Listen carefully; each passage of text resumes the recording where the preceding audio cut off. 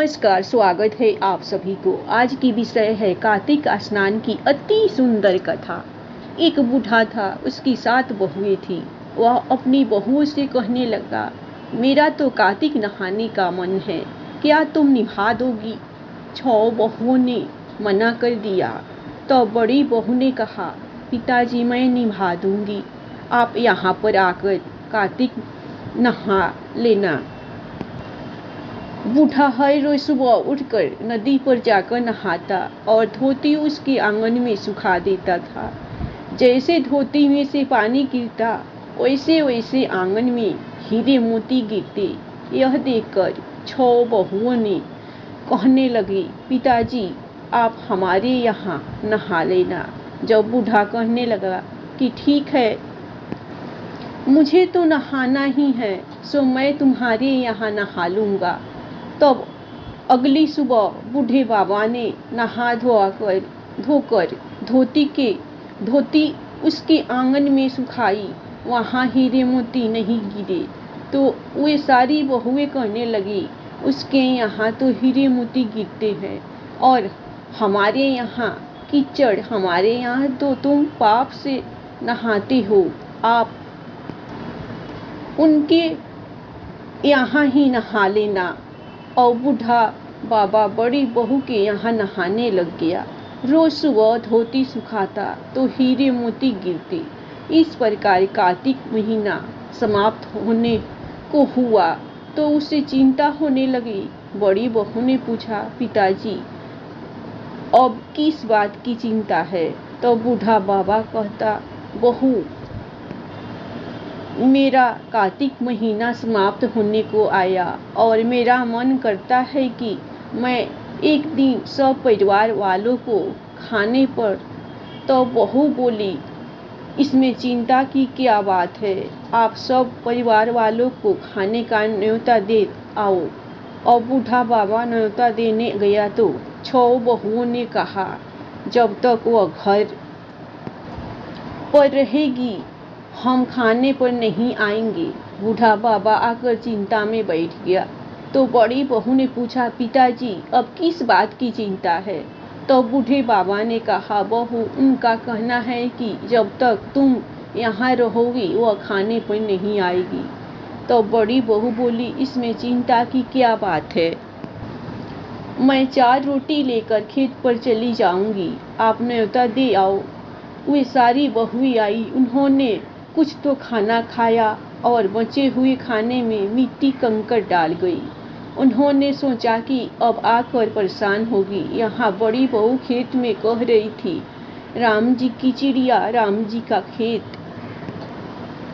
चुग लो चिड़िया भर भर पेट। मेरे ससुरे ने घर में जगह दी है और मैंने खेत में। इस प्रकार वह चिड़िया को बाजी डालकर घर आ गई। तब बूढ़ा बाबा उदास बैठा हुआ था। वह बोली, पिताजी क्या हुआ, आप उदास क्यों हैं? तब वह कहने लगी, बेटी तुम्हारी देवरानी जेठानी आई थी और उन्होंने खूब खाया पिया, बचे हुए में मिट्टी कंकड़ डाल गई, तुम्हारे लिए कुछ नहीं बचा। तब वह बोली, कोई बात नहीं पिताजी, मेरा क्या है, मैं तो 4 रोटी फिर बनाकर खा लूँगी, बाकी सब तो ठीक ठाक निपट गया। वह बोला, हाँ बाकी सब तो बहुत अच्छे से निपट गया, कुछ कम नहीं पड़ा। बहू अंदर गई तो जाकर देखती है कि जिस खाने में वह मिट्टी कंकड़ डाल गई थी उसमें हीरे मोती बिखरे पड़े हैं और घर महल हो गया है। सारा घर धन दौलत से भर गया है, अन्न के भंडार भर गए हैं। तब उसने ससुर से कहा, पिताजी आप तो कह रहे थे कि तुम्हारे लिए तो कुछ नहीं है, मेरा घर तो हीरे मोतियों से भर गया है, जहाँ देखें वहाँ धन दौलत की वर्षा हो रही है, अन्न के भंडार भरे हुए हैं, घर महल बन गया। बूढ़े बाबा ने कहा, बेटी तुमने कार्तिक सत से निभाया था, उन्होंने पाप से, कार्तिक देवता तुम पर प्रसन्न हुए, सो उनकी कृपा से तुम्हारा घर भर गया। जैसे कार्तिक देवता उस पर बरसे वैसे सब पर बरसे। कार्तिक माह में सभी औरतें तुलसी जी को जल से सींचा करती थी।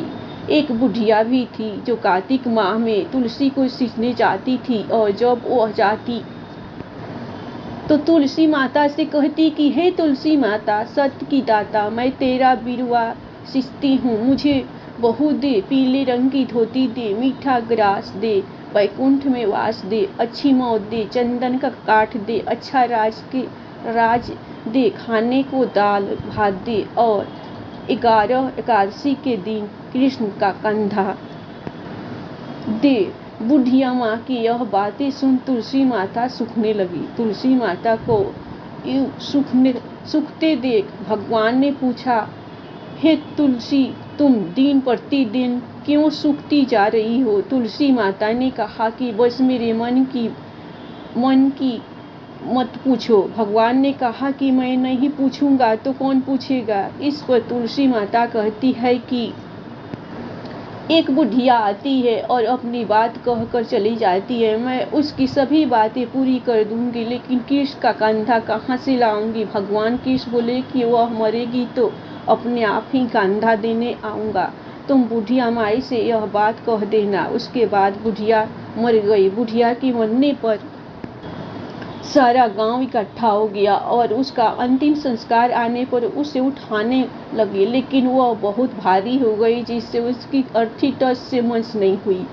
सभी बोले कि यह तो बहुत संस्कारी थी, बहुत पूजा पाठ करती थी, कोई पाप नहीं किया, फिर यह इतनी भारी कैसे हो गई? बूढ़े ब्राह्मण के भेष में भगवान आए और कहने लगे कि यह भीड़ कैसी है? तब गांव वाले बोले कि एक बुढ़िया मर गई है और वह इतनी पापी थी कि उसकी अर्थी नहीं उठ रही, बहुत भारी हो गई है। भगवान बोले कि मुझे इसके कान में कुछ कहने दो, फिर यह उठ जाएगी। भगवान बुढ़िया के पास गए और उसके कान में कहा कि माई, तू अपने मन की कर ले, पीताम्बर की धोती ले, मीठा ग्रास ले, वैकुंठ में वास ले, चटक की चाल ले, चंदन का काठ ले, झालर की झंकार ले, दाल भात को जी और कृष्ण का कंधा ले। भगवान की सभी बातें सुनकर बुढ़िया हल्की हो गई। भगवान अपने कंधे पर उसे ले गए, बुढ़िया को मुक्ति मिल गई और वह वैकुंठ को चली गई। हे तुलसी माता, जैसे आपने उस बुढ़िया माई की मुक्ति की, वैसे सभी की करना। जैसे भगवान ने उसे कंधा दिया, हमें भी देना।